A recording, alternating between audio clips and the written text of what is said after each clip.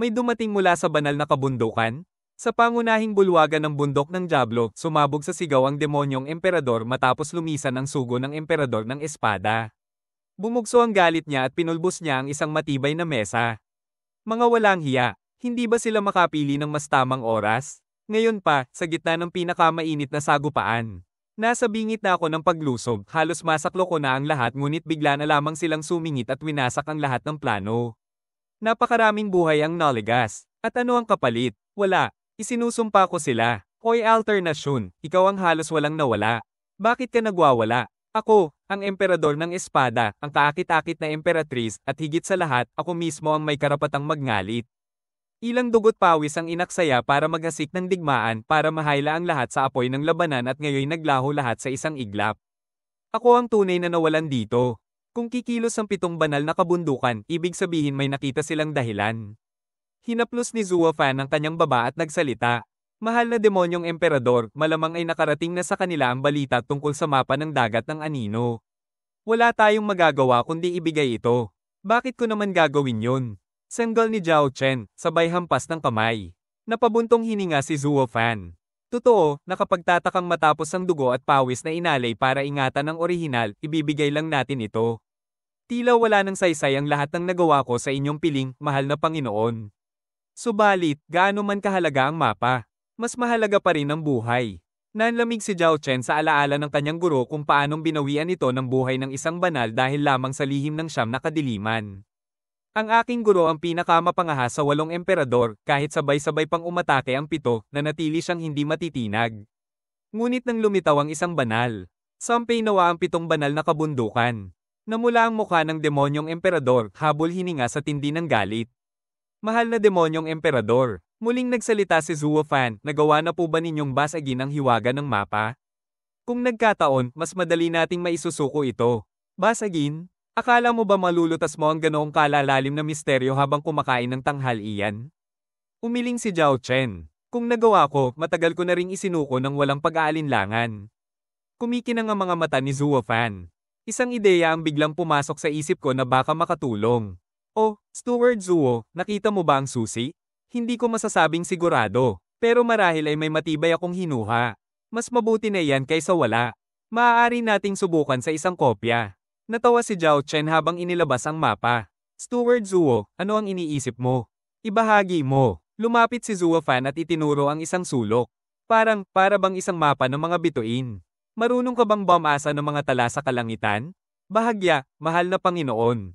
Sa mababang antas ng aking kultibasyon, mas pinili kong ituon ang sarili sa iba pang larangan. Kung hindi, mananatili na lang sana akong walang halaga. Itinuro pa niya, tingnan ninyo, mahal na Panginoon, tila mga kumpol ng bituin ang mga gilid na ito. Parang larawan ng gabi, ngunit siksik at magulo, kaya mahirap basahin. Mataas ang kilay na tumitig si Zhao Chen. Tama ka, nakagugulo ang mga dagdag na tuldok na ito. Ilarawan mo na lang ang bahagi ng kalangitan na nakikilala mo. Napakahusay na payo, demonyong emperador. Iyan din ang nasa isip ko. Napangiti si Zuofan at kinuha ang isang papel na itinabon sa mapa. Narito, isang magaspang na bituin ang talaan. Sumang-ayon si Zhao Chen at nanlaki ang mata. Hindi ba't ito'y mapa ng banal na Dominion? Napakagaling, mahal na Panginoon. Tila ganoon nga ang lumilitaw. Hahaha. Kung gayon, iguhit natin ang anyo ng banal na Dominion ayon sa mga bituin. Doon natin matatagpuan ang dagat ng anino. Ngunit saan nga ba? Bahagyang ngumisi si Zuofan. Ang bahaging ito, hindi malinaw. Parang siyam na singsing ang hugis, tila kumpol ng mga bituin ng underworld. Pakiusap, ulitin mo underworld. Opo. Ayon sa mga manghuhula, kapag may maliwanag na bituin sa kumpol ng underworld, tanda iyon ng kamatayan. Matamang nag-isip si Zhao Chen bago ngumiti. Kung gayon, ang dagat ng anino ay nasa ilog ng underworld. Ang kinaroroonan ng bituing kamatayan ng pintuan patungo roon. Tagumpay. Nabuksan na ang hiwaga ng mapa ng dagat ng anino, hahaha. Tumawa ng malakas si Zhao Chen. Nagbigay galang si Zuofan. Nakakamangha, mahal na Panginoon. Binabati ko kayo, Steward Zuo, sobra ka. Sigurado akong nabasag mo na ang hiwaga at nagpunta ka rito upang ipaalam lang sa akin. Umiling si Zuofan, ako'y isang hanggal lamang, mahal na Panginoon. Huwag ka nang magpakumbaba. Hindi ko matitiis na isnabi ng isang bihasa tulad mo. Hindi kita bibitawan. Masayang pinatong ni Zhao Chen ang kamay sa balikat ni Zuofan. Kapag nakuha ko ang pamamaraan ng kultibasyon ng dakilang anino at naging isang banal hindi, isang kataas-taasan mananatili kang nasa aking tabi. Higit sa lahat, hindi ko malilimutan ang iyong katapatan, hahaha. Maraming salamat, kataas-taasan. Nagbigay galang si Zuo Fan, ngunit palihim na natawa. Kung nais mo ang pamana ng dakilang anino, sige. Basta't isama mo na rin ang lahat ng kapahamakan nito, hahaha. Inilagay ng matandang lalaki ang mapa sa kanyang singsing, saka tumingin sa mga emperador. Dapat kayong tumulad sa demonyong emperador maging tapat at marunong makontento. Alamin ninyo kung ano ang sa inyo at kung ano ang hindi, at huwag lumampas sa inyong hangganan. Tama po kayo, Ginoo, hahaha. Ngunit sa kabila ng kanilang pagngiti at pagyuko, mabigat ang loob ng emperador ng espada at ang kaakit-akit na emperatris. Pinilit nilang mag-ulat, Ginoo, nakakuha kami ng kopya mula sa demonyong emperador. Na ngayon nasa pangangalaga ng emperador ng pagsusugal. Iniiwan namin sa inyo ang pagpapasya. Ngumiti ang matanda, tila alam na ang lahat. Nanlamig ang emperador ng pagsusugal at magalang na iniharap ang mga kopya. Narito ang mga kopya, Ginoo. Mabuti. Mabilis na kinuha ng matanda ang mga papel at tiningnan ng bahagya. Bahagyang ngumisi. Ikaw ang unang nagmay-ari ng mapa ng dagat ng anino. May nais ka pa bang idagdag? Nag-abot pa ng isa pang papel ang emperador ng pagsusugal. Nagawa ko rin ng isa pang kopya. Ginoo. Emperador ng pagsusugal, ikaw ang pinakatuso sa 8 emperador. Sa loob ng napakaraming taon na nasa iyo ang mapa, ni isang salita'y hindi kumalat. Nagpakumbaba ito. Puri po yan, Ginoo. Hindi ko intensyon na itago, kundi upang siyasatin at hanapin ang kinaroroonan ng dagat ng anino, upang may handog sa inyo. Napayuko siya sa bigat ng titig ng matanda, ngunit pinutol ito ng una, sapat na. Alam ko na kung ano ang nasa isip ninyong lahat. Isang payo, huwag kayong masyadong magmarunong. Lahat ng pakanan ninyo ay batid ng banal na kabundukan. Mas mabuti pang umiwas kayo kung ayaw ninyong sapitin ang sinapit ng lumang demonyong emperador. Napayuko ang 8 emperador, nanginginig sa takot. Wala isa man sa kanila ang makapangahas na sumuway sa mga banal. Muling sumikip ang mga mata ni Zuo Fan, kumukulo ang galit sa kanyang dibdib. Natapos na ang usapin. Maaari na kayong umalis. Ako at si He Xiaofeng ay may mahalagang pag-uusapan. Tandaan ninyo maaaring magkaroon ng pagbabago sa hanay ng 8 emperador. Dapat naiintindihan na ninyo kung ano ang ibig sabihin nito. Nagbigat ang mukha ng lahat sa kahulugan ng mga salita. Pagbabago sa 8 emperador, may papalitan ba sa amin? Nagbigay galang ang lahat at nag-alisan. Subalit tinawag ni He Xiaofeng, kaakit-akit na emperatris, manatili ka. Tumigil ang babae, iniwan ng iba, at yumuko. Ano po ang maipaglilingkod ko, Ginoo? Kaakit-akit na emperatris, isa ka sa mga hinubog ng aking ama. Ikaw ang pinakakatiwalaan niya. Ano na ang balitang iniulat mo sa kanya mahigit 100 taon na ang nakalilipas? Ngumiti siya at tumango. Ginoo, si Ching Cheng ay mabuti. Kung gayon, hindi ba't nararapat na iharap mo na siya sa akin? Kumikinang ang mata ni He Xiaofeng. Matagal mo na siyang inalagaan. Panahon na para siya isama sa banal na kabundukan. Ngunit napakabigla naman yan. Marahil. Ngunit ayon sa mga sinaunang tala, kung tatanggi siya, mas lalo lamang lalala ang lahat. Napabuntong hininga si He Xiaofeng. Kung hindi dahil sa aking kakaibang kalagayan at sa pangambang mapaghinalaan. Sana'y dinala ko na siya noon pa. Mas madali sana kung sabay kaming lumaki. Tumango ang kaakit-akit na emperatris habang ngumiti ang matanda. Huwag kang mag-alala, Xiaofeng. Ikaw ang batang Panginoon ng ika-6 na banal na bundok. Sa iyo, napakadaling makuha ang puso ng isang babae. Hindi ba, kaakit-akit na emperatris? Oo, hahaha. Napilitang ngumiti ang babae, bagaman magulo ang kanyang damdamin. Noon pa yon. Ngayon, palapit na ng palapit ang dalaga sa ibang lalaki. Ngunit, hindi. Magtatagumpay pa rin ito. Wala siyang laban sa Maringel na batang Panginoon ng banal na kabundukan. Samantala, nagtipon muli ang 7 emperador sa labas ng bulwagan. Sa harap ng banal na kabundukan, nakalimutan muna nila ang mga dating alitan at pinag-usapan ng dahilan ng pagkakahiwalay ng kaakit-akit na emperatris. Anong kaugnayan niya sa dalawang banal? Bakit palagi siyang pinapatawag? Sino ba ang nakakaalam? Malawak ang koneksyon ng babaeng iyon. Noong kay Zuo Yifan, tayo lamang ang may alam. Ngunit nakarating agad ang balita sa mga banal. Hindi kaya siya ang nagbunyag? Siya? Imposible. Kung dumating ang isang banal, wala ni isa sa atin ang makakakuha ng lihim ng siyam na kadiliman. Ano ang makukuha niya roon? Hindi na mahalaga ang nakaraan. Ang ngayon ang dapat isipin. Sabi ng banal na kabundukan, muling aayusin ang 8 emperador.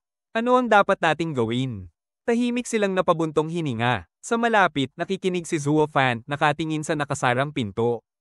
Mga lintek na yon, kasabwat ba talaga sila ng banal na kabundukan? Ano man ang plano nila, wala tayong kapangyarihan. Mas mabuti pang umuwi, magnilay, at pagyamanin ang ating mga nasasakupan. Unang nagsalita si Zhao Chen, magalang na nagpaalam, Palem. Umalis silang dalawa ni Zuo Fan. Nag-usisa ang iba. Sanay sila na palaging mainit ang ulo ng demonyong emperador, ngunit ngayon napakatahimik nito. Kakaiba, sinundan sila ng titig ng emperador ng pagsusugal, kumikislap ang mga mata. May itinatago sila, hindi ba't wala silang pakialam sa desisyon ng banal na kabundukan? Hindi pwede. Makalipas ang 1 linggo, nakabalik si Zhao Chen sa kanyang bulwagan sa bundok ng Diablo kasama si Zuo Fan. Hahaha, banal na kabundukan? Kapag natagpuan ko ang upuan ng dakilang anino at nakuha ang kanyang pamana, wala silang laban. Magwawakas na ang panahon ng banal na kabundukan. Ako na ang mamumuno. Pan ng kasabikan, lumapit siya kay Zuo Fan. Steward Zuo, ipunin mo ang pinakamalalapit at pinakamatapat na tauhan. Hahanapin natin ang dagat ng anino. Yumuko si Zuo Fan at umiling. Mahal na Panginoon, huwag muna. Hindi pa umaalis ang mga banal. Kapag kumilos tayo ngayon, baka tayo mismo ang targetin. Tama ka. Ayokong sapitin ang sinapit ng aking guro. Kailan tayo kikilos, kung gayon? Tanong ni Zhao Chen. Wala namang magbabago kahit maghintay tayo. Hindi agad mareresolba ng kahit sino ang hiwaga ng dagat ng anino. Kapag nakaalis na ang mga istorbo, saka tayo gagalaw. Sa ngayon, manatiling maingat at ipakita sa lahat na tapat kang namumuno sa iyong lupain. Ngumiti si Zhao Chen. Ayon, susundin ko ang iyong payo. Mga bantay. Bilang tugon sa mungkahi ni Zuo Fan, ipinagkatiwala ni Zhao Chen sa angkan ng Luo ang 30 pang lungsod, bukod sa daan-daang mayamang lupain at kabundukang hitik sa espiritual na enerhiya. Sa loob lamang ng 3 buwan, nakilala ang angkan ng Luo bilang pinakamakapangyarihan sa bundok ng Diablo, higit pa sa lahat ng tagapagtanggol. Sa husay nilang mamahala, sumigla at gumanda ang mga lungsod, kaya't nakumbinsi maging ang mga banal. Sa huli, umalis ang mga ito nang walang pag-aalinlangan. Pagkaalis ng mga banal, muling umapaw ang ambisyon ni Zhao Chen. Steward Zuo, magsimula na tayo. Maghintay pa tayo ng 3 buwan, para sigurado, tugon ni Zuo Fan, dahilan upang magngitngit sa pagkabagot ang demonyong emperador. Ngunit hindi na siya makapagsuway kay Zuo Fan. Alam niyang ito lamang ang rason ng kanyang pag-asa. Sino ba ang tunay na demonyong emperador, ako o siya? Lumipas ang 3 buwan na payapa. Nang walang naging galaw ang banal na kabundukan. Hindi na nakapigil si Zhao Chen. Steward Zuo, ngayon na. Tumango si Zuo Fan. Mahal na Panginoon, simulan na natin ang paghahanap sa dagat ng anino. Halos lumukso sa tuwa si Zhao Chen, tumatawa na para bang nakuha na niya ang pamana ng dakilang anino. Ngumiti lamang si Zuo Fan habang nakatingala sa kalangitan. Napakatahimik, para bang katahimikan bago ang unos, hahaha. Whoosh! Mabilis na nagsibagsakan ng ilang anino sa gitna ng masukal na kagubatan. Nangunguna si Demonic Emperor Zhao Chen, kasunod niya si Bailey Yuyo na kasama si Zuo Fan at isang dalagang Pal-Ingalinga sa paligid. Steward Zuo, sigurado ka bang narito ang pasukan? Tanong ni Zhao Chen. Tumingin si Zuo Fan kay Xuanga. Dito yon, hindi tayo dapat magkamali. Napakalaking hakbang ito para sa dakilang adhikain ng Demonic Emperor. Tumango si Xuanga nang may kumpiyansa. Tama ang lugar na ito. Nakilala ko mula sa mga bituin. Pero, bigla siyang naging seryoso at tumano sa araw, nakapikit haplos ang mga mata. Nagbabago ang Death Star batay sa ikot ng mundo at ng sangkatauhan. Kailangan kong tiyakin ang kinalalagyan nito ngayon. Dahil dito, nag-iiba rin ang landas patungo sa Nethersea. Tumango si Zuo Fan. Demonic Emperor, ipagkatiwala mo kay Xuanga. Siya ang makakahanap ng pasukan. Hindi may kakaila, ang Luo Clan ay sagana sa mga talento. Isang dalagang kayang bamasa ng mga bituin tunay na hiyas. Napabuntong hininga si Zhao Chen. Napakaswerte ko't pumayag ang Luo Clan na maglingkod sa akin. Ngumiti si Zuo Fan. Napakalaki ng papuri ninyo, Ginoo. Sa totoo lang, kakaibang kasanayan lamang ang mayroon kami, pira-piraso mula sa iba't ibang larangan. Kailangan pa rin namin ang gabay ninyo. Tanging hiling ko lang na kung dumating ang araw ng inyong pag-angat, maalala ninyo ang aming pinagsikapan ngayon at pangalagaan kami. Iyon lamang ang nais ko. Makakaasa ka. Kailan may hindi ko malilimutan ang inyong katapatan. Hahaha. Masayang tumawa si Zhao Chen bago tumitig kay Xuanga na sunod-sunod na naglakad, 2 hakbang pakanluran, 3 hakbang pasilangan. Marunong nga ang batang ito, pero nakakaubos ng pasensya ang paghihintay. Lumipas ang mahabang oras at patuloy lang ang paikot-ikot na lakad ni Shuanga sa kagubatan. Nang lumubog na ang araw, nakakunot pa rin ang kanyang noo. Sumisikip ang dibdib ni Zhao Chen sabay sa bawat hakbang ng dalaga. Kaya ba talaga niya? Wala siyang tagapaghula sa kanyang hanay. Kaya't si Shuanga lang ang pag-asa niya. Biglang kumislap ang mga mata ng dalaga at tumigil. Nahanap ko na. Sa ika-128 degree ng ecliptic, ang paglihis ng Death Star ay nagbago sa sentrong palasyo at pati sa mundo sa ibaba. Dito mismo ang lugar. Mariing saad ni Shuanga habang malakas na tumapak sa lupa. Sumili ang tuwa kay Zuo Fan at agad siyang lumapit. Ito ba ang pasukan ng Nether Sea? Pero paano tayo makakapasok? Usisa ni Zhao Chen habang nakatitig sa damuhan. Ngumiti si Zuo Fan. Inilabas ang daan-daang sagradong bato at nagsimulang bumuo ng isang array. Bawat lihim na daanan ay konektado sa bulsang espasyo. Ito ang sinaunang Pearson Cloud Array. Sa pamamagitan ng tamang pinto, may kokonekta natin ang dalawang daigdig at mabubuksan ang harang upang makatawid. Isang sinaunang array? Umirap si Zhao Chen kay Zuo Fan. Paano mo nalaman? Nasa pangangalaga lahat niya ng Sacred Mountains. Ngumisi si Zuo Fan. Pamana ng aming angkan. Kakaunti lang at hindi gaya ng saganang hawak ng Sacred Mountains. Hihihi. Kung ganoon, buksan na natin agad ang pinto. Narito na mismo ang Nether Sea.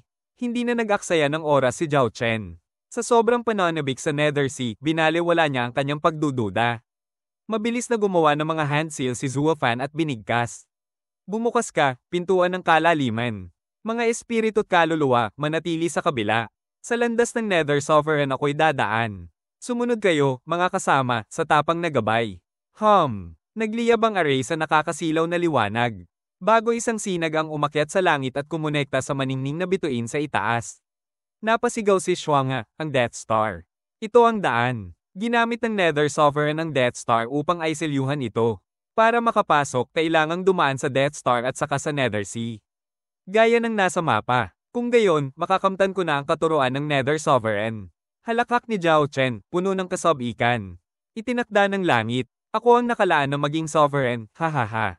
Ngunit sa rurok ng kanyang tuwa ay biglang may bumungad na malamig na halakhak. Hahaha. Demonic Emperor, tunay ngang natuklasan mo ang lihim ng Nether Sea. Sulit ang aking paghihintay ng kalahating taon. Sinong nagsasalita? Nag-iba ang anyo ni Zhao Chen at lumingon. At nakita niya ang pamilyar na matabang lalaki. Demonic Emperor, hindi ko inakalang magagawa mo sa loob ng isang taon ang hindi ko nagawa ng mga dekada. Ibinibigay ko ang aking respeto. Gambling Emperor. Nagngalit ang ngipin ni Zhao Chen.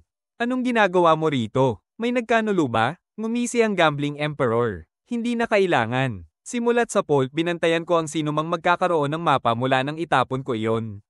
Pero isinuko ko na ang mapa. Bakit sinusundan mo pa rin ako? Isinuko mo nga, pero halatang may tinatago ka. Kilala ka sa iyong magulong ugali, palaging nag-aapoy ang galit. At nang makuha mo ang mapa tapos ay pinilit kang isuko ito pero tila masaya ka pa? Hindi ka panipaniwala iyon. Pagkalabas ng bulwagan, agad kang nagmamadali palayo, lalo pang nakakapagduda. Oo, mahirap basagin ang mapa. Pero sinundan pa rin kita sa loob ng kalahating taon, walang mintis. At heto na, hindi mo ako binaygo. Natagpuan mo ang pasukan. Salamat sa iyo, Demonic Emperor, hahaha. Nanlilisik ang mga mata ni Zhao Chen, kumukulo ang dugo sa inis. Pagod na pagod siya sa paghahanap tapos aagawin lang ng iba. Samantala, nanahimik si Zuo Fan, ngunit lihim na nakangisi. Alam na niya ang mata ng Gambling Emperor na palaging nakabantay, ngunit pinili niyang huwag banggitin. Kaya't ipinaalam niya kay Zhao Chen ang tungkol sa mapa nang kumalat ang balita tungkol sa paglitaw ng mga santo. Sigurado siyang iaabot iyon ni Zhao Chen at agad na magiging sentro ng pansin dahil sa kanyang kainahinalang kilos. At doon magsisimula ang apoy ng hidwaan. Nabigo man ang digmaan ng 5 emperador, ngayon ay tiyak na magpapatayan sila. Iisa lang ang pamana ng Nether Sovereign at dapat manatiling sikreto. Kaya sige magpatayan kayo para sa inyong kinabukasan. Lihim na napangisi si Zuo Fan. At sa mismong sandali bago magsimula ang tunggalian, isang mapang uyam na tinig ang dumagundong. Oh, Demonic Emperor, Gambling Emperor, kayo lang ba ang maghahati rito? Hindi ba't may kasunduan tayo? Dapat kasama rin ng Ruby Cloud Sect. Enchanting Empress. Sabay na lumingon ang dalawa. Whoosh! Bumaba ang Enchanting Empress kasama ang higit 100 alagad, nakangisi ng palalo. Napabuntong hininga ang dalawa, at sanggol ni Demonic Emperor, Gambling Emperor, madaldal ang babaeng ito. Mas mabuting siya muna ang tanggalin bago natin ayusin ang Nether Sea. Ngisi ng malamig ang Gambling Emperor. Laging mas mainam na mabawasan ng kaati. Sumasang-ayon ako. Nabigyan ng nakakatakot na titig ang Empress, ngunit tinawanan lamang niya sila. Aba, kay lupit ninyo. Hindi ba't nagtulungan pa tayo? Gambling Emperor, hindi ba't lagi kang patas? Ngayon ay dalawa kayong lalaban sa isang mahina't marupok na babae? Walang ganyanan. Sadyang nakikialam ka lang. Umagos ang itim na enerhiya kay Zhao Chen. Binigyan na kita ng kopya ng mapa at isinuko mo iyon. Wala nang ugnayan sa pagitan natin.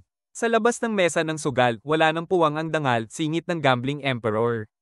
Ngumisi ang Enchanting Empress. Alam kong hindi kayo magiging patas, kaya't may dala akong kasama. Hindi ninyo ako basta matatalo. Nangilabot ang dalawa, bumigat ang kanilang dibdib. Nagdala siya ng kakampi? Sino? Baka ang Sword Emperor. Biglang may mapanoyang tinig na umalingaw-ngaw. Hoy, gago. Hanggang ngayon ba'y nangangarap ka pa ring maaga ang junior sister ko? Gising na, may lalaki na siya. Mabilis na lumapit si Fang Min upang tuksohin si Zuo Fan. Nanlamig ang mukha ni Zuo Fan. At doon lumitaw ang dalawang pamilyar na figure si Chu Qingcheng at ang batang santo, si He Xiaofeng. Nakapulupot ang kamay ni He Xiaofeng sa baywang ni Chu Qingcheng habang bumababa sila na may nakakalokong ngiti. Buisit, pagkalipas ng kalahating taon, inagaw pa ang aking asawa? Nanginginig si Zuo Fan, mahigpit na nakasara ang kamao. Samantala, kapwa natarante sina Zhao Chen at Gambling Emperor. Hindi ka bumalik, Saint? Parang itinadhana ng langit, dumating silang dalawa na warrior nagdadala ng bigat sa buong daigdig. Nakasimangot si He Xiaofeng habang hawak ng mahigpit ang malalambot na kamay ni Chu Qingcheng na hindi makatingin kay Zuo Fan at pilit iniiwas ang mga mata. Hayop na walang hiya. Nangingilo ang kamao ni Zuo Fan sa tindi ng galit, halos gusto na niyang durugin ang mukha ng demonyong iyon. Ngunit inalala niya ang mas malaking laban na nakataya, kaya't pinigil ang sarili. Darating din ang oras ko, hindi pa rito nagtatapos ang lahat. Hey, parang hindi ka masayang makita ako, hahaha, tugon ni He Xiaofeng na may panunuyan nang sila'y lumapag. Matagal-tagal na rin akong tumigil sa Ruby Cloud Sect. Dahil labis akong naakit kay Ginang. Qingcheng, pinauwi ko na ang aking nakatatandang tiyuhin. Hindi ba't ayaw niyo akong narito? Agad na yumuko ang dalawa, hindi po, kailanman.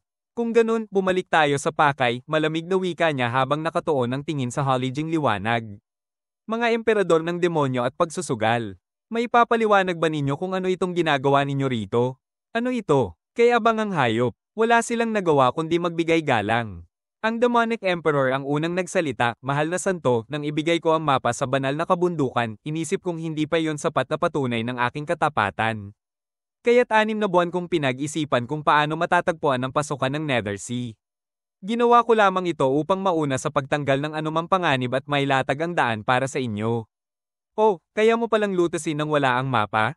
Demonic Emperor, saludo ako sa iyo. Bagaman, lantaran ng pang-uuyam sa tinig ni He Xiaofeng. Nagpatuloy si Zhao Chen dahil sa labis kong debosyon sa banal na kabundukan at sa walang sawang hangarin na maglingkod, nagkaroon ako ng tapang at pagpapala upang makatulong. Kung sa sarili kong pag-iisip lamang, hindi ko ito maaabot, hahaha. Magaling, aso, tugon ni He Xiaofeng na may malamig na ngisi. Ikaw na ang huling alagad ng iyong guro. Hindi ba? Hindi ko siya nakilala, ngunit narinig kong kahit sa harap ng mga santo, napakayabang niya, akala'y pinakamahalaga sa lahat. Paano siya nagkaroon ng alagad na tulad mo? Napangiwi si Zhao Chen at umiling. Kaya nga siya namatay. Ako'y nagnanais na mabuhay, kaya't kailanman ay hindi ko ipagkakanulo ang kabutihan ng mga santo. Napabuntong hininga ang Enchanting Empress. Kung ikukumpara sa dating Demonic Emperor na matatag at walang kinatatakutan, ang kaharap nila ngayon ay wala ng gulugad, isang aso na lamang ng iba. Ngunit sino ba sila upang humusga? Hindi ba't matagal na rin silang naging mga aso ng iba? Ang natatangi lamang na nanatiling matibay ay si Zuo Yifan. Maging ang Enchanting Empress at ang Gambling Emperor ay napayuko.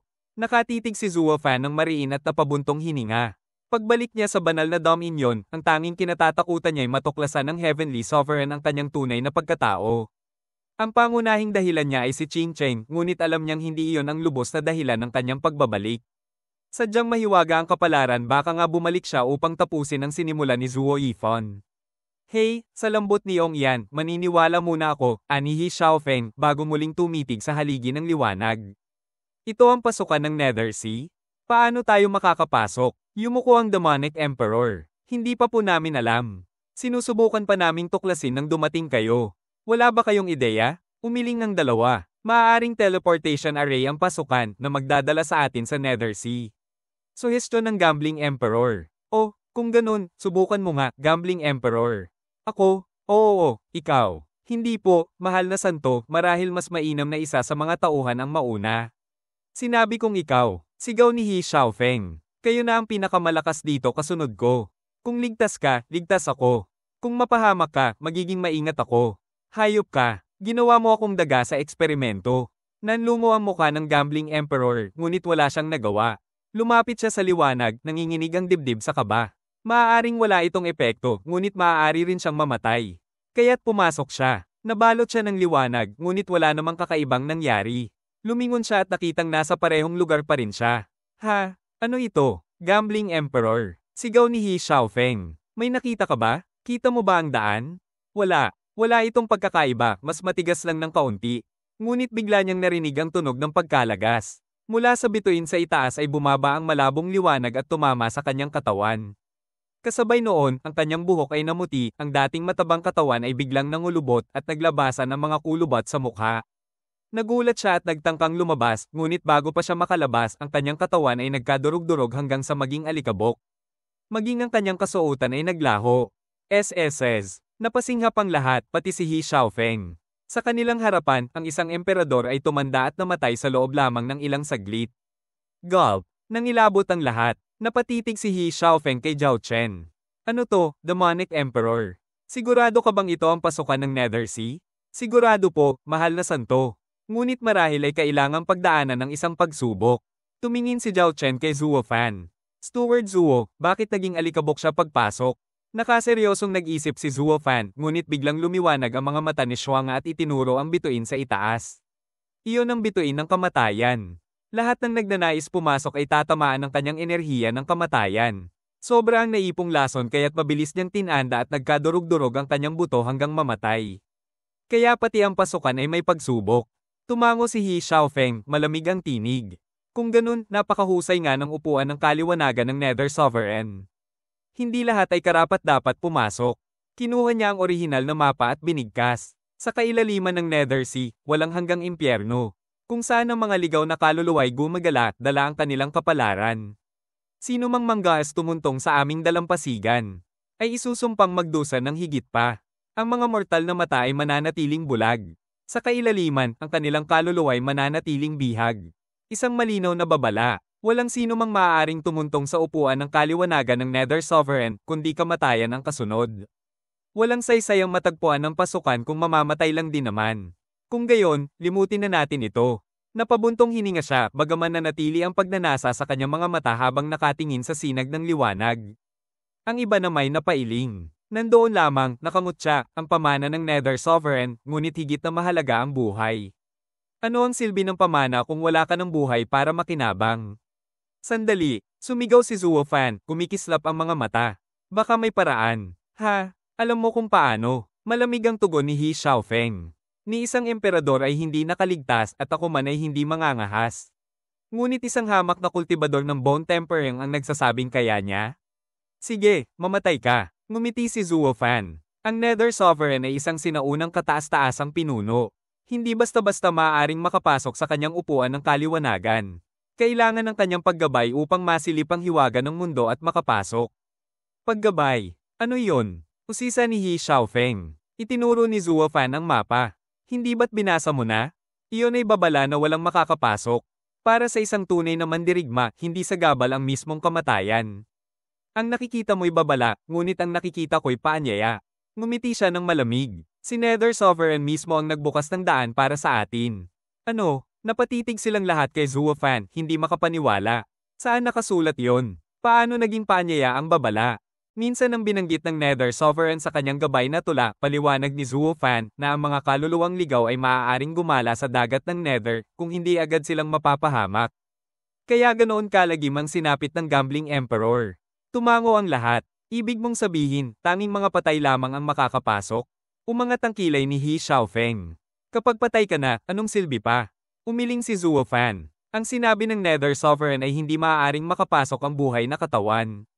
Kung hindi mamamatay agad, hindi niya sinabing lahat ng papasok ay tiyak na mamamatay. Ang tinutukoy na lagalag na kaluluwa ay ang pagtalikod sa laman upang makatawid sa dagat ng Nether. Pagtalikod sa katawan? Ano ang ibig mong sabihin? Tumutukoy ito sa kaluluwa iwanan ng laman at saka pumasok. Mariing tinura ni Zuo Fan. Nag-alinlangan ng lahat. Napakadelikado nyun. Isang pagkakamali ni Zuo Fan at lahat sila'y mamamatay. Mabigat ang tinig ni He Xiaofeng nang ituro si Zuo Fan. Iyan ba ang ideya mo? Kung gayon, ikaw ang sumubok. Subukan mo kaya, senggol ni Bali Yuyu mula sa likuran at pinilit siyang awatin ni Zuo Fan. Ngunit ngumisi ito ng malupit. Pasensya, ngunit kailangang nasa antas ng ethereal ang isa upang makagala bilang kaluluwa. Nasa antas buto pa lamang ako, kaya hindi ko magagawa, hahaha. Kung ganoon, ikaw na. Singit ni Humph kay Bali Yuyu. Dahil masyado kang madaldal, ikaw ang susubok. Namilog ang mga mata ni Bali Yuyu, handa nang sumabog. Ang tanging pumipigil sa kanya ay ang kapangyarihang lampas sa kanyang taya. Napabuntong hininga si Zuo Fan. Sige, ako na mismo. Yuyu, umurong ka. Ngunit hindi ba't imposibleng magawa mo yon? Naalala ko lang ang sikreto ng aming angkan. Kaya kung iluwal ang aking kaluluwa kahit nasa antas buto pa lang. Nagpakita siya ng malamig na ngisi. Salamat sa paalala ng banal kung hindi tuluyan ko nang nakalimutan. Umismed si He Xiaofeng. Kung ganoon, gawin mo na. Ipakita mo sa gawa ang iyong tinatawag na pasasalamat. Handa akong maglatag ng landas para kay Ginoo, giit ni Zuo Fan na nakangiwi. Umupo siya at sinimulang ilabas ang kanyang kaluluwa. Hintay, ako na lang. Biglang sigaw ni Bailey Yuyu. Hindi na. Manatili kayo ni Shuanga sa labas at bantayan ang aking katawan. Bumaling si Zuo Fan sa haligi ng liwanag, hindi tiyak ang kalalabasan. Isang hula lamang iyon batay sa tula. Kung tama, ligtas siya, kung mali, dudurog ang kanyang kaluluwa. Wala siyang pagpipilian kundi sumugal. Kung ibang tao lang ang susubok, wala sanang problema. Ngunit malinaw na sinadya siya ng banal upang ipahamak. Ang pagtanggi magbibigay lang ng dahilan para siya'y patayin. Kung ganoon, hayaang ang kapalaran ang magpas siya. Sana'y hindi ako magtapos gaya ng gambling emperor. Humigpit ang anyo ni Zuo Fan at ipinikit ang mga mata. Unti-unting lumutang ang kanyang kaluluwa mula sa kanyang ulo, dahan-daang lumilipad papunta sa haligi ng liwanag. Napigil ang hininga ng lahat habang pinapanood ang kanyang pagsubok. Kung ang kaluluwa ng isang antas buto ay makalampas ng walang problema, ligtas ang lahat. Ngunit kung biglang sumabog ito, kailangan nilang maghanap ng ibang paraan. Lahat ay balisak, ang ilan ay nakatuon sa resulta, ang iba na may nag-aalala sa kaligtasan ni Zuo Fan. Si Chu Qingcheng ang pinaka-nababahala para sa kanyang kaluluwa, ngunit hawak siya ni He Xiaofeng kaya't walang magawa. Bilisan mo na at pumasok, bulong ni He Xiaofeng, hindi maitago ang pananabik. Maging ang kamay ni Qingcheng ay kanyang pinisil. Ngunit agad iyong hinayla ni Chu Qingcheng at umupo. Isang malamlam na anino ang lumabas mula sa kanyang ulo at mabilis na pumasok sa haligi ng liwanag. Zuo Fan, hintay. Ako na ang susubok. Nanlaki ang mga mata ni Zuo Fan nang malampasan siya ng imahe ni Qingcheng. Sandali, Qingcheng, huwag. Ngunit nakapasok na rin siya. Wush alternasyon. Sabay silang nawala sa loob ng haligi ng liwanag, dahilan upang mapasigaw ang enchanting empress, Qingcheng. Wala nang makapipigil. Lahat ay napatingin na lamang sa haligi. Alternasyon. Isang alon ng kapangyarihan ng Bamalot. Tumagos sa langit. Lumiwanag ang bituin ng kamatayan at tumulak pa itaas ang dalawang kaluluwa, naglaho sa isang iglap. Naligtas sila at nailipat. Mataimtim ang sigaw ni Zhao Chen. Tama ang teorya ni Steward Zuo. Kailangang iwan ang katawan upang makapasok sa dagat ng Nether. Hahaha. Isang henyo si Steward Zuo na nalutas ang bagtong. Ngayon, ligtas na tayong makapaglakbay sa dagat ng Nether. Napayuko si Bali Yuyu, bahagyang nakahinga. Wala siyang pakialam sa dagat ng Nether, kundi kay Zuo Fan lamang. Banal, ani ng enchanting empress at ng mga dalaga, puno ng pananabik. Wala nang problema, makakapasok na tayo.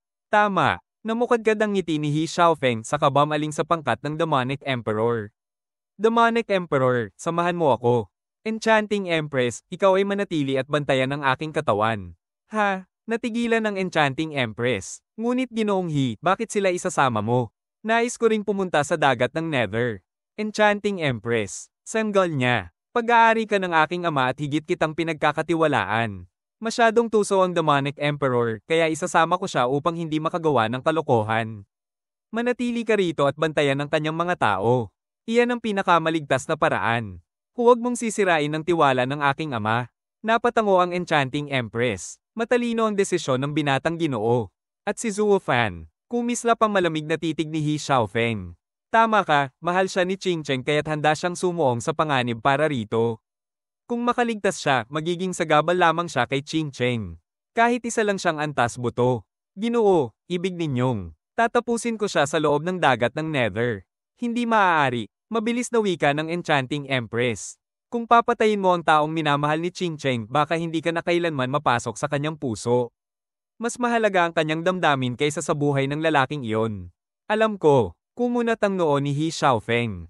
Ngunit napakadelikado ng dagat ng Nether. Maaaring aksidenteng may mangyari sa kanya at kailangang tiyakin lamang na hindi iyon malalaman ni Qing Cheng. Kung gayon, nasa kamay ninyo na, binatang Ginoo. Basta siguraduhin lamang na walang bakas. Akala mo ba'y hindi ko alam yon? Umirap si He Xiaofeng, saka nagluwal ng kanyang kaluluwa. Demonic Emperor, sumunod ka na. Alam ni Zhao Chen ang balak kaya tumingin siya kay Bali Yuyo na naghanda sa anumang mangyayari. Pagkatapos, inilabas din niya ang kanyang kaluluwa at sumunod. Naglaho sila sa haligi ng liwanag. Nanatiling nagbabantay ang dalawang grupo sa kanilang mga katawan. At dalawang haligi ng liwanag ang muling kumislap. Lumitaw ang isang lalaki at isang babae. Napatitig si Chu Qing Cheng sa kanyang sarili, buo at buhay. Nakapasok tayo kasama ang ating mga katawan. Akala ko'y kaluluwa lamang ang makakapasok. Alam mo ba, ang anyo ng aking kaluluwa ay isang puting lotus. Akala ko'y hindi mo ako makikilala. Mga katawan ng yin ang taglay natin ngayon, marahil dahil nasa luklukan tayo ng kaliwanagan ng Nether Sovereign, paliwanag ni Zuo Fan habang lumapit. Napabuntong hininga siya. Hanggal na babae, bakit ka sumugal para sa akin? Kung mali ang aking teorya, sana'y patay ka na. Bumaba ang ulo ni Chu Qing Cheng, nahihiya, hindi ko naisip, pinilit lang na harapin ang panganib para sa'yo. At tungkol sa kahihinatnan, wala na, kahit mamatay ako. Hahaha, hindi ka nagbago. Niyakap siya ni Zuo Fan, hinaplos ang kanyang likod habang nakangiti. Umiling si Chu Qing Cheng at nagpagan sa balikat niya, masaya sa simpleng yakap. Bigla siyang napaiyak, huwag kang magkamali. Magkamali sa ano? Tanong ni Zuo Fan, kakaibang tingin sa kanya. Nahihiya si Chu Qing Cheng. Ayan, si He Xiaofeng. Hindi ko alam kung bakit, isang banal, bagong dating pa lang sa Ruby Cloud Sect, palaging sumusunod at nagtatangka sa akin. Sinabi ko na sa kanya na meron na akong. Meron. Nahihirapan si Chu Qing Cheng magsalita, pamumula ng pisngi, at pinagtawanan siya ni Zuo Fan. Tumango lamang siya, ngunit napalungkot, patuloy siyang nanliligaw, hindi pinapansin ang nararamdaman ko, araw-araw akong ginugulo. Kagaya kanina, hindi niya ako binitiwan ng mahawakan niya. At nagkataon na nandyan ka kaagad. Kaya sinasabi ko, huwag kang magkamali, wala kaming anumang relasyon. Alam ko, hinaplos ni Zuo Fan ang buhok niya at ngumiti, gaya ng sabi ko, akin ka, ngunit hindi sa paraang pag-aari. Lagi kong pinaniniwalaan na ganun din ang nararamdaman mo para sa akin. Kaya hindi ako nagduda, ni hindi ako nagkamali. Wala kang dapat ipaliwanag. Hindi inaasahan ng mga salitang iyon, na puno si Chu Qing Cheng ng init sa puso at niyakap siya ng mas mahigpit, may ngiti ng kasiyahan. Zuo Fan, salamat. Natural lamang iyon. Hinaplos ni Zuo Fan ang kanyang likod, habang unti-unting sumisingit ang pagnanasa sa loob. May balak talaga ang banal na yan kung sobrang iniidolo niya si Qing Cheng. Hinahanap niya ba ang bagay na iyon? Sa kanyang kapangyarihang banal, imposible siyang patayin sa labas nang hindi nag-iiwan ng bakas. Ngunit sa loob ng dagat ng Nether, sino ang makakaalam? Kumikinang ang kanyang mga mata sa lamig.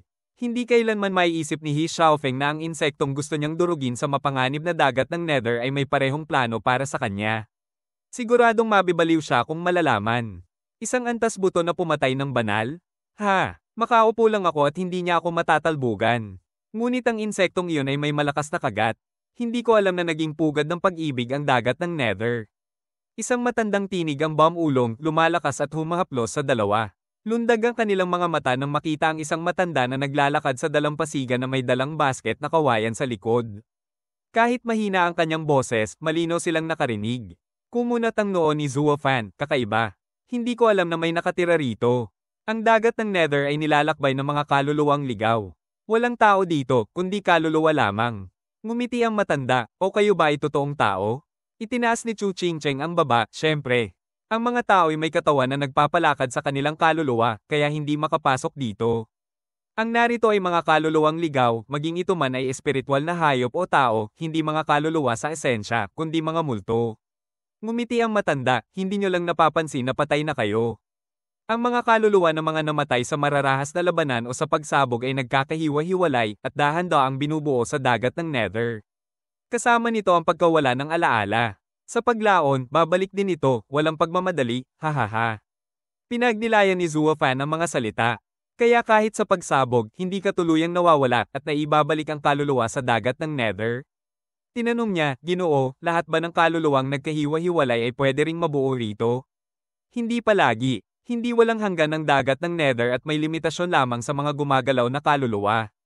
Nasa kapalaran ng lahat. Tumango ang matanda, ngumiti, ang mga maswerteng kaluluwang nagkahiwa-hiwalay na dumarating dito ay may pag-asa sa buhay at muling pagsilang.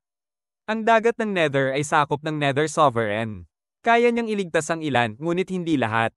Likas sa lahat ng nabubuhay ang mamatay, habang ang muling pagsilang ay karapatan. Ang patay ay hindi dapat magtampo. Ganito ang takbo ng buhay. Tumango ang dalawa. Oo, ang buhay ay puno ng pagsubok at tampo. Nililinis kaya ng luklukan ng kaliwanagan ng Nether Sovereign ang mga tampong ito? Usap-usapan na kontrolado ng Nether Sovereign ang buhay at kamatayan, tinatatakot gaya ng hari ng impyerno. Baka siya nga ay may kakayahang makiramay o magmahal. Paano kayo namatay? Kung nais ninyong tumawid sa dagat, maaari ko kayong dalhin. Ngumiti ang matanda. Tumawid sa dagat ng Nether? Tanong ni Zuofan. Tumango ang matanda, tumawid sa dagat ng Nether upang bitawan ang lahat ng makakalikha ng alalahanin. Kailangang iwan ang lahat ng bagay mula sa mundo ng buhay at dumaan sa dagat ng Nether upang magkaroon ng pagkakataong muling isilang.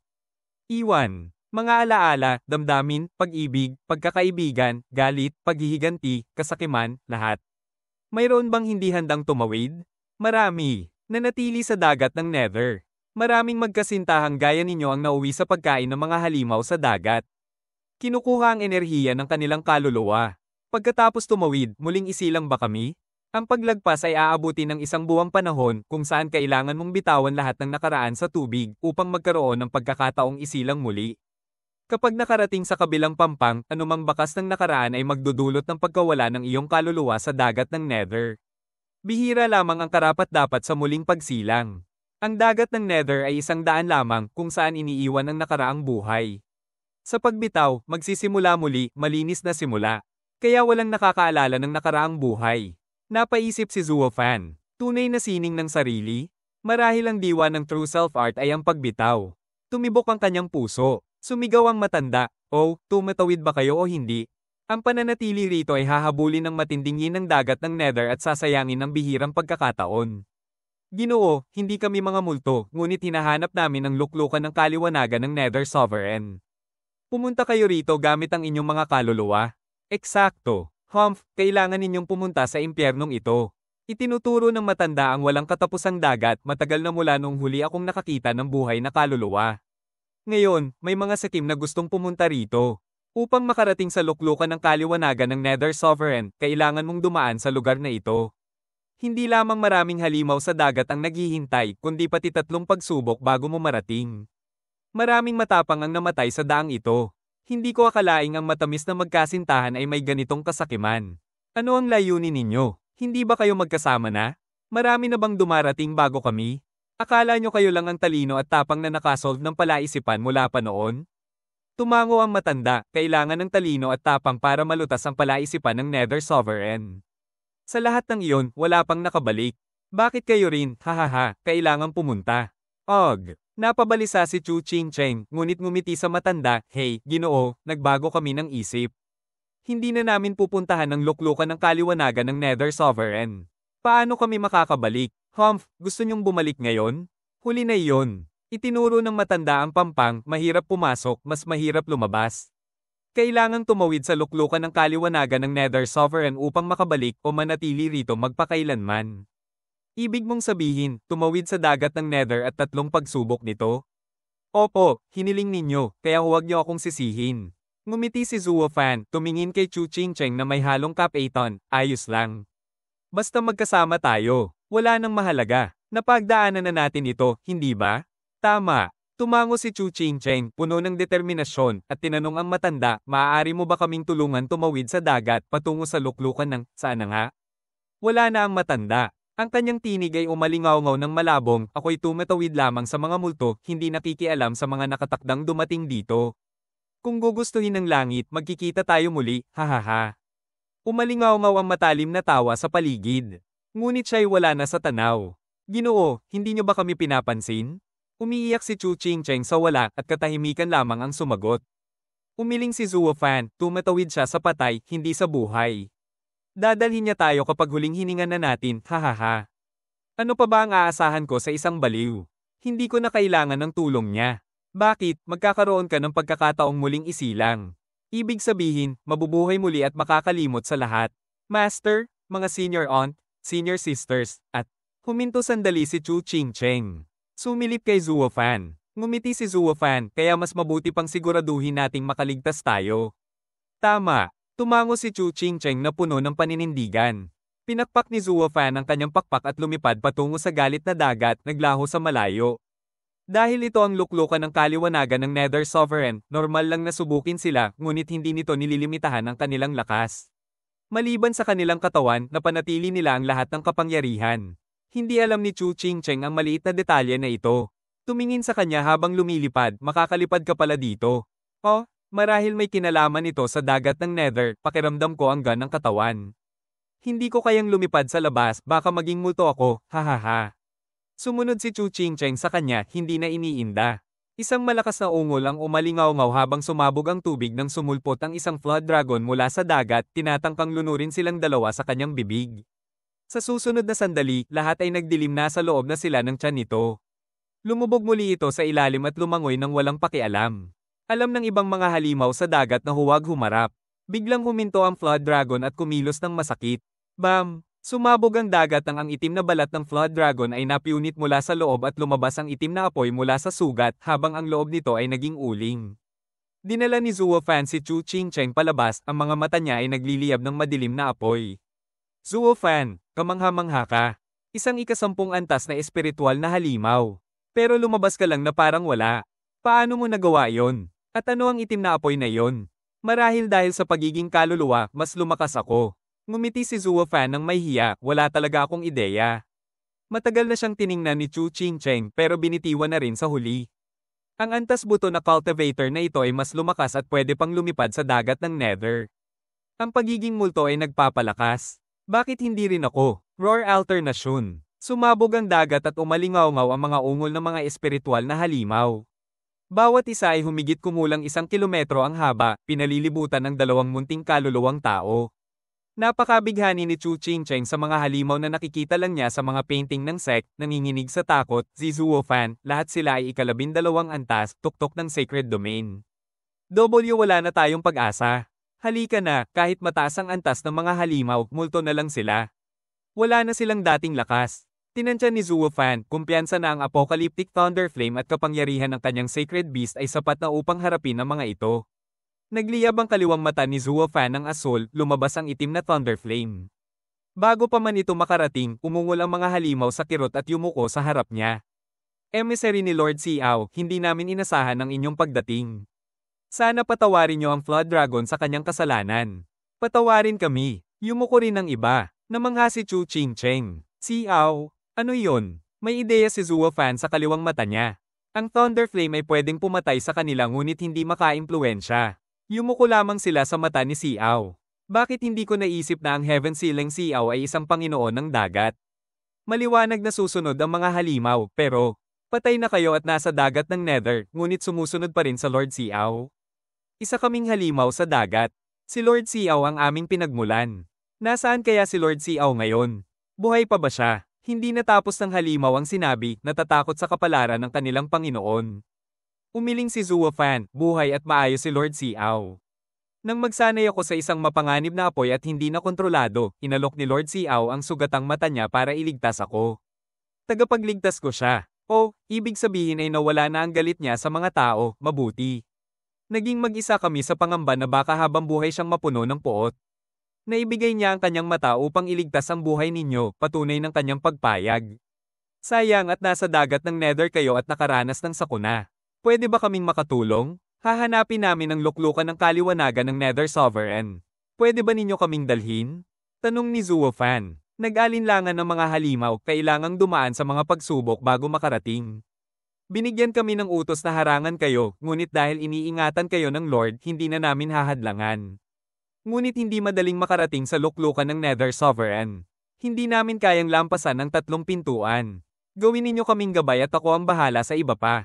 Ginoo, patawarin sa aming palpak na salita, ngunit malalakas ang mga tagapagbantay. Mapanganib ang daan. Kaluluwa na ako, kaya ano pa ang mas masama? Susubukan ko o mamamatay. Nagkatinginan ng mga halimaw at tumango, sakay po sa aking likod, Ginoo, dadalhin ko po kayo. Maraming salamat. Ngumiti si Zuo Fan at isinakay si Chu Qingcheng sa likod ng 12 antas na halimaw sa dagat.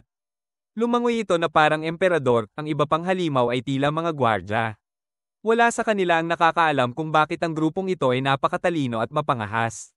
Pinili nilang tumalikod at lumikas. Nasa likod ng halimaw si Chu Qingcheng at si Zuo Fan, magkatabi. Nakakabighani ang tanawin, lahat ng halimaw ay nagpakita ng respeto sa dalawang tao.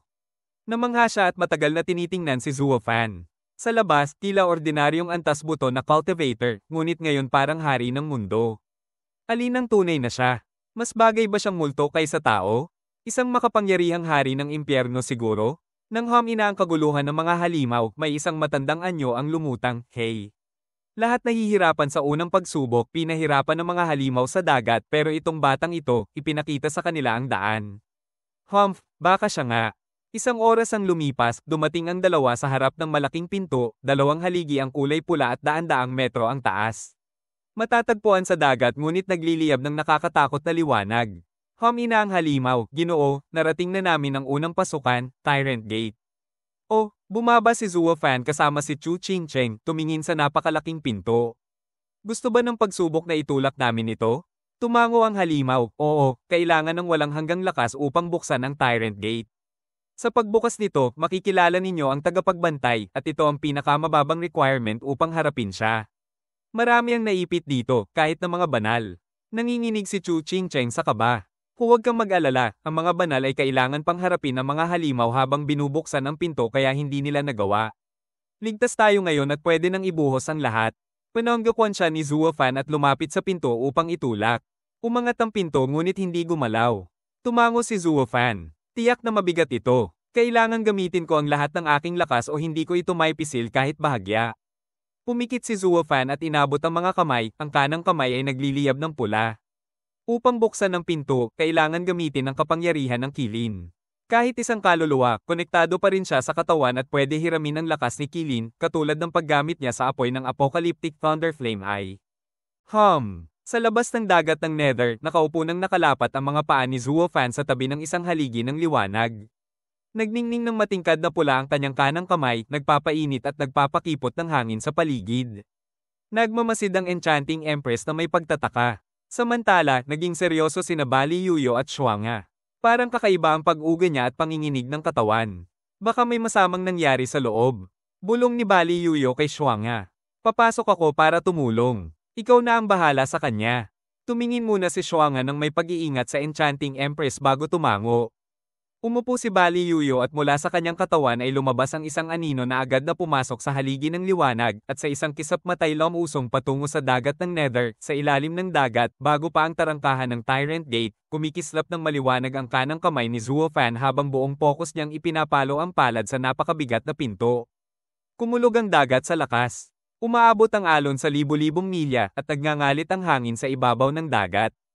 Sa kailaliman, gumuho ang maraming kuweba, winasak ng tindi ng puwersa. Nagkawatak-watak sa takot ang mga hayop dagat, nagtatakbuhan palayo upang iligtas ang kanilang mga buhay.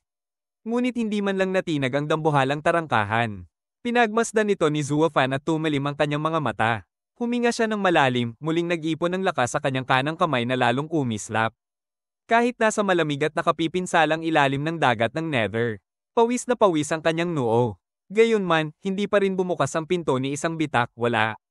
Nag-aalalang lumapit si Chu Qingcheng, nais tumulong.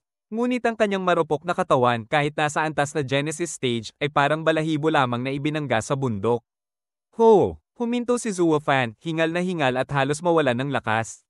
Pinunasan ng pawis bago nagsalita, wala na, sa kapal ng pintong ito, hindi sapat ang lakas para buksan ito. Anong gagawin natin ngayon? Tanong ni Chu Qingcheng. Kung hindi man lang natin malagpasan ang unang pagsubok, babalik na ba tayo? Ngumiti si Zuo Fan. Itong pagsubok ay itinakda ng Nether Sovereign. Pero kung hindi mabubuksan, baka mas mainam na iwasan na lang. Iwasan? Oo. Bahagyang ngumisi si Zuo Fan, tumitig sa dambuhalang tarangkahan at nag-apoy ng itim na ningges ang kanyang kanang mata. Apocalyptic Thunder Flame Eye. Boom! Sumabog ang apoy at sinunog ang pader ng tarangkahan, nag-iwan ng butas na 2 metro ang taas tila daga na gumagawa ng sariling daan sa loob ng bahay ng iba. Namangha ang mga hayop dagat. Pinili talaga ni Panginoong Siaw ang isang natatanging tao. Ang pintuang ito ay hindi pa kailanman nabuksan pero siya ay nagtagumpay. Ngunit, ano kaya ang iisipin ng tagapangalaga sa paraang ito? Huminga ng malalim ang isang hayop dagat na nasa 12 antas at nagsalita, Ginoo, sa loob naroon ang tagapangalaga. Kayo ang unang makakaharap sa kanya. Naway magtagumpay kayo. Maraming salamat. Nagbigay galang si Zuo Fan bago hinawakan ng kamay ni Chu Qingcheng na nanlalaki ang mga mata. At magkasabay silang pumasok. Nag-iingay ang mga espiritual na hayop. Hindi ba't dapat itulak ang tarangkahan para makalagpas? Papayagan kaya ang paraang ito? Ano man ang usapin ng katarungan, sa tagapangalaga pa rin nakasalalay ang pasya. Napabuntong hininga ang nangungunang espiritual na hayop. Hindi ko pa rin matanggap na may nakagawa ng butas dito. Ganito ba kadaling sirain? Ako mismo'y muntik ng mamatay sa pagpupumilit ni Gasgas, wala akong naiwan. Pero siya, hahaha, tunay ngang kahanga-hanga ang sugo ni Panginoong Siaw. Tumango ang iba, taglay ang paghanga. Ngunit agad na naglaho ito nang marinig ang isang malakas na ungol mula sa butas. Napakalakas ng loob mong batasan ng aking tarangkahan. Nilabag mo ang mga tuntunin at ngayon ay pagbabayaran mo ito. Nangamba ang mga espiritual na hayop. Hindi pala patas ang lahat. Lalong hihirap ang pagdaan ni Ginoo ngayon. Sa loob ng isang malawak na bulwagan na tanging isang bulok na upuan ang naroon, nakaupo ang isang malaki at mabagsik na lalaki, nasa 40 taong gulang. May bigete at balbas at mga matang nag-aalab sa galit. Nabigla si Chu Qingcheng habang si Zuo Fan na may nagbigay galang. Matanda, dumaan kami rito para malagpasan ang pagsubok. Hindi dahil sa kayamanan o pamana ng Nether Sovereign, kundi upang mabuhay lamang. May sarili kayong pamamaraan at may sarili akong solusyon. Ang pagdating namin dito mula sa tarangkahan ay nangangahulog ang kalahati na ng problema ang nalutas. Bakit kailangang mahalaga ang paraan? Ayaw ko sanang makialam. Pero kung sa mas marangal na paraan mo sana ginawa, mas madali sanang makalagpas sa akin. Ngumisi ang lalaki, bahagya. Ngunit dahil sa daya mong ginamit, mas lalo pang hihirap ang pagdaan mo. Hindi lahat ng suliranin ay dapat nilulutas sa pamamagitan ng panlilinlang. Sa mahalagang bagay, mas lalo itong maling hakbang. Nauunawaan mo ba? Nanginginig si Zuo Fan, narinig niya ngunit hindi lubos na maunawaan. Kaya't muli siyang nagbigay galang. Kung gayon, paano ba namin kayo malalagpasan? Talo mo ako. Ano? Umiling ng lalaki at natawa. Kung naitulak mo ang tarangkahan, madali mo sanang matatalo ako. Pero ngayon, hahaha. Kung gayon, ipakita ninyo sa akin ang inyong karunungan, matanda.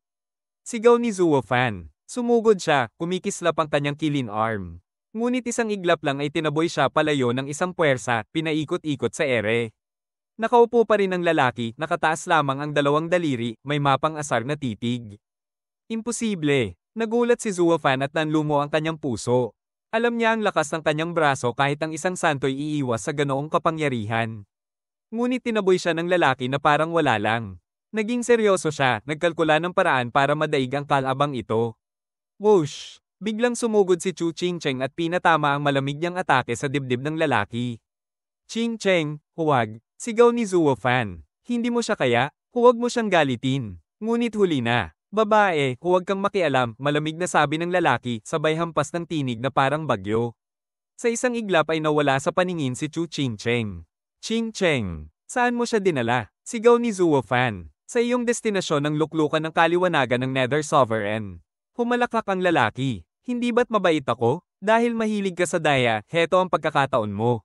Ipinadala ko siya diretso sa dulo ng hindi na dumadaan sa pagsubok. Pero, mahirap sabihin kung ano ang sasapitin niya pagdating doon, hahaha.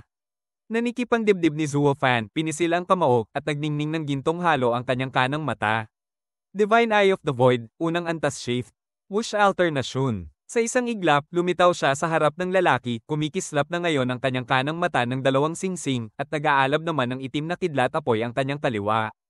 Divine Eye of the Void, ikalawang antas Thunder Flame Void Annihilation. Ho! Sumiklab ang nakamamatay na apoy, tumarak sa lalaki mula sa napakalapit na distansya imposibleng maiwasan. Nag-alab ang mga itim na apoy, nagwawalat nilalamon ang paligid. Dahan-dahang bumagsak si Zuo Fan sa sahig, nakatitig sa nag-aalab na kadiliman.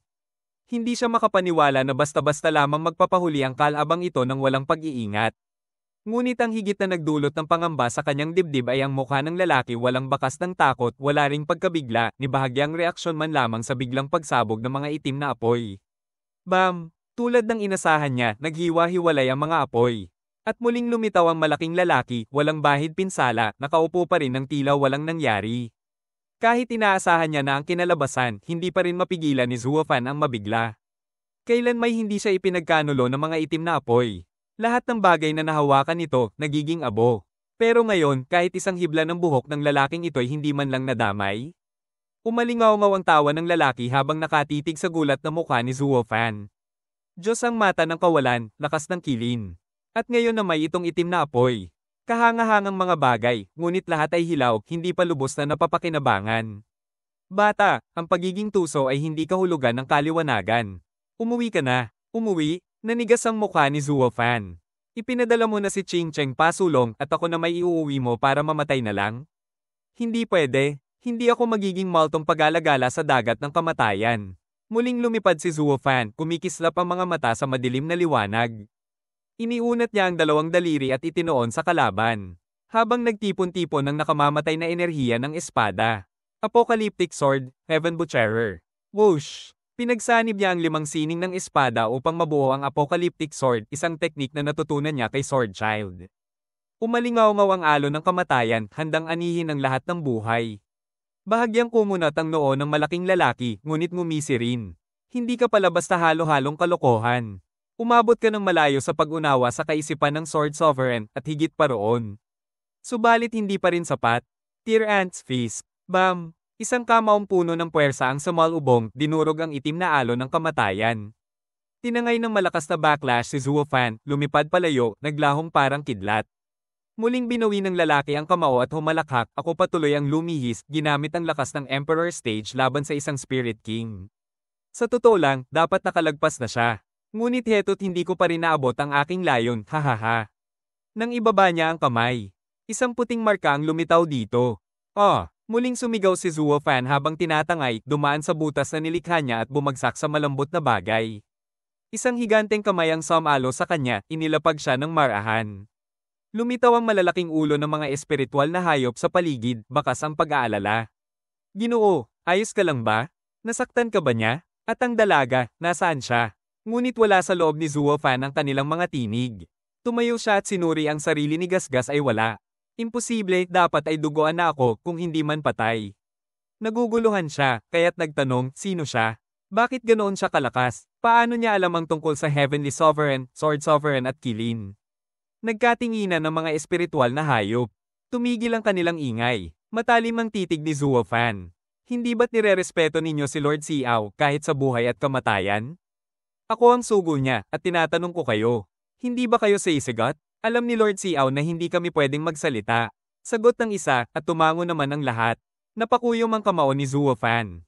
Kung hindi ko siya malalampasan sa lakas, kailangan kong talunin siya sa talino. Ngunit paano kung hindi ko alam ang lahat tungkol sa kanya? Muli siyang nagtanong, ganun ba kalakas ang taong yon? Baka, isa siyang santo? Kung ganun, paano ako, isang Spirit King lang, makakapanalo?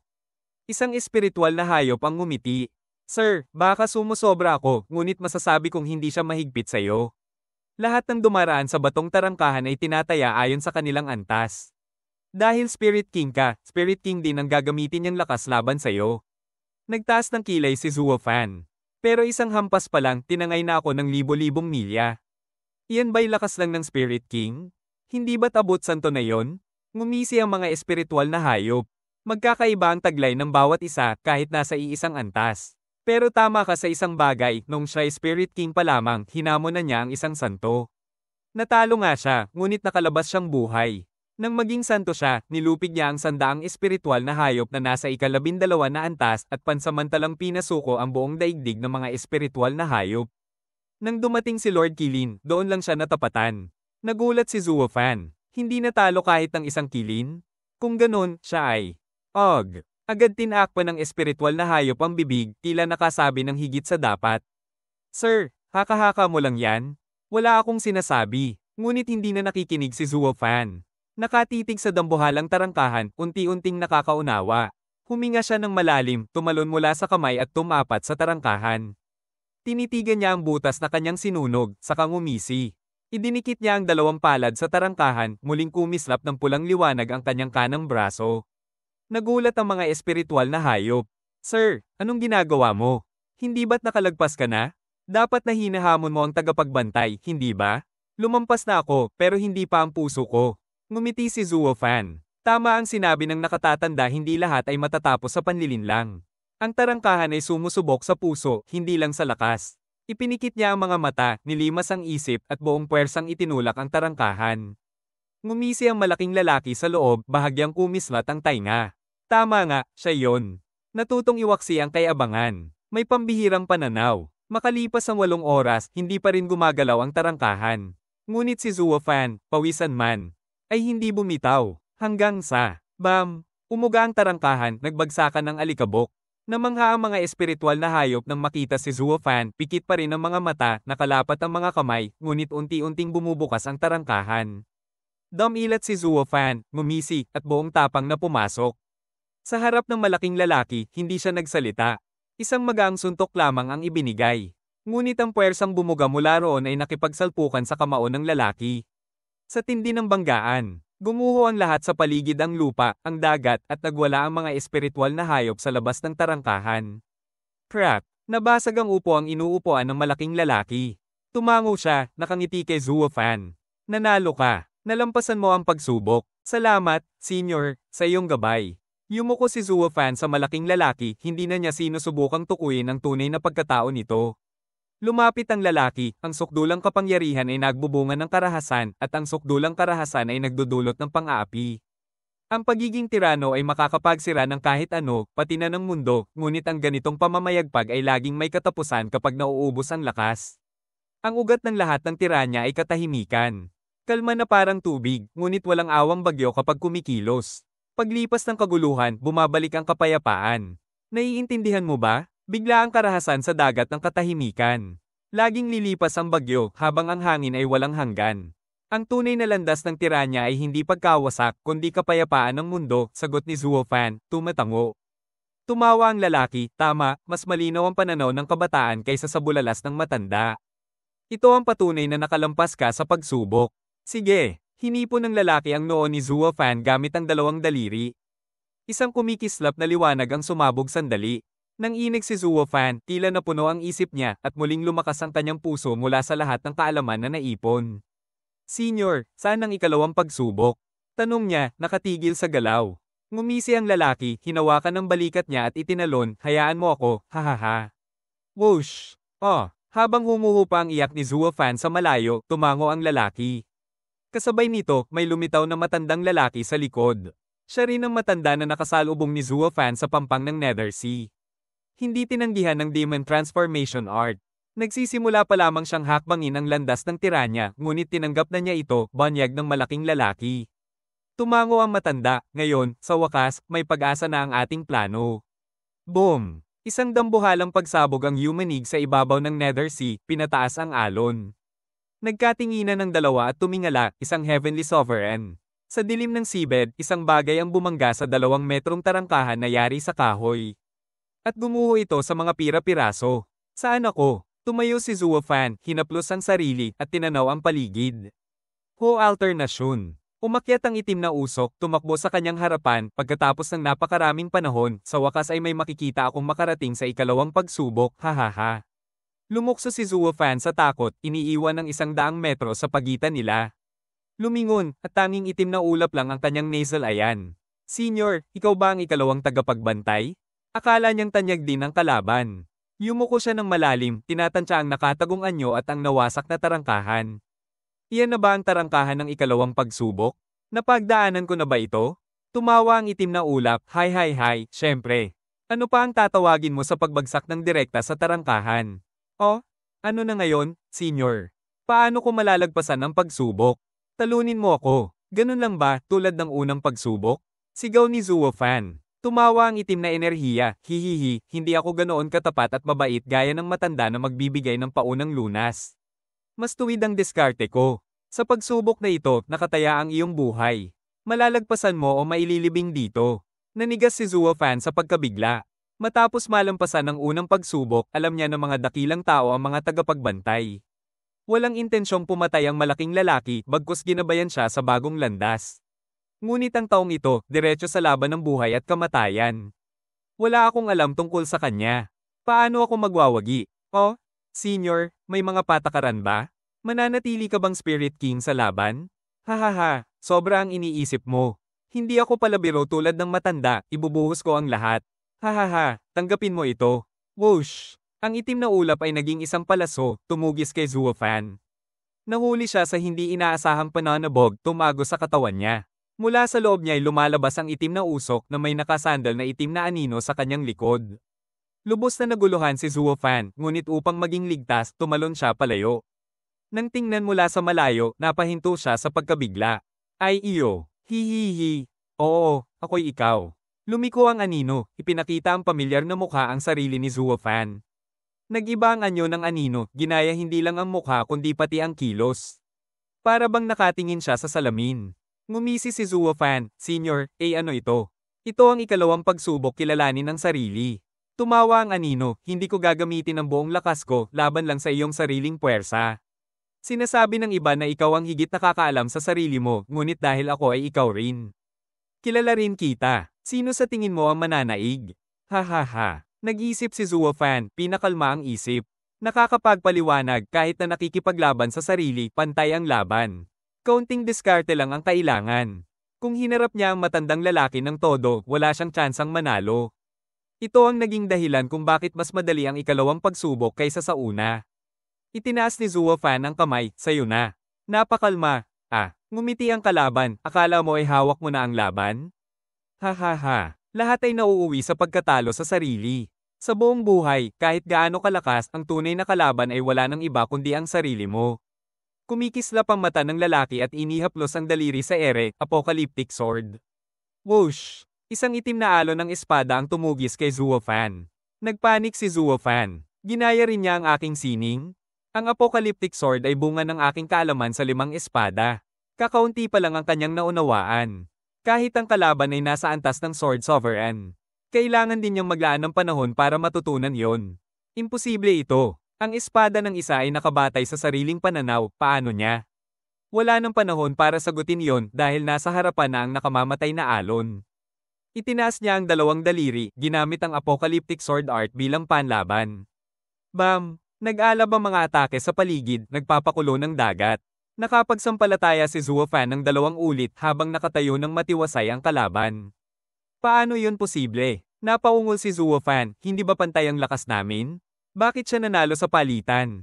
Tumawa ang lalaki, sinasabi nila na kilala mo ang sarili mo, ngunit sa totoo lang, ikaw rin ang pinakakulang kilala sa sarili mo. Zuo Fan, naniniwala ka pa bang magwawagi ka? Nanigas ang mukha ni Zuo Fan, puno ng pag-iingat. Ginaya niya ang lahat, ang sining, ang lakas, ngunit mas kilala siya ng kalaban kaysa sa sarili niya. Hindi magiging madali ang panalo. Whoosh alternasyon. Biglang naglaho ang kopya. Muling lumitaw sa likod niya. Nag-alala si Zuo Fan sapagkat may gintong liwanag sa mata ng kopya. Kahit ang Divine Eye of the Void. Lumawak ang liwanag sa 2 singsing habang nag-aalab ang kaliwang mata sa itim na Thunder Flame. Pangit, Thunder Flame Void Annihilation ko pa ito. Basang-basa si Zuo Fan sa pawis, bumibilis ang tibok ng puso. Hindi niya inakalang makikita niya ang araw na ang kanyang walang kapantay na kakayahan ay gagamitin laban sa kanya. Tumawa ang kopya. Ipinapakita ang parehong malupit na titig na ginagamit niya sa kanyang mga kaaway.